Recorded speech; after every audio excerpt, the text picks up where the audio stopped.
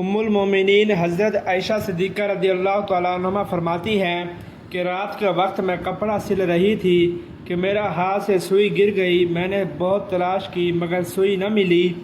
اتنے میں رسول اللہ صلی اللہ تعالیٰ علیہ وآلہ وسلم تشریف لے آئے اور آپ صلی اللہ تعالیٰ علیہ وآلہ وسلم کے چہرہ نور سے اس قدر اجالا پھیلا کہ گم شدہ سوئی ظاہر ہو گئی، یعنی کہ مل گئی۔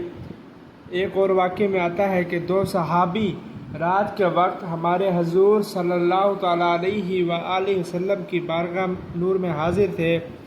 بات لمبی ہو گئی، وقت زیادہ گزر گیا، رات بہت تاریک تھی، ہر طرف اندھیرا ہی اندھیرا تھا اور موذی جانوروں کا خطرہ بھی تھا اور روشنی کا کوئی انتظام نہ تھا۔ تو ہمارے حضور سراپہ نور صلی اللہ تعالیٰ علیہ وآلہ وسلم نے ایک لکڑی کو اپنے دستہ نور میں لے کر صحابی کو عطا کی، تو اس لکڑی سے روشنی ظاہر ہونے لگی اور اسی روشنی میں دونوں صحابی اپنے اپنے گھر پہنچ گئے۔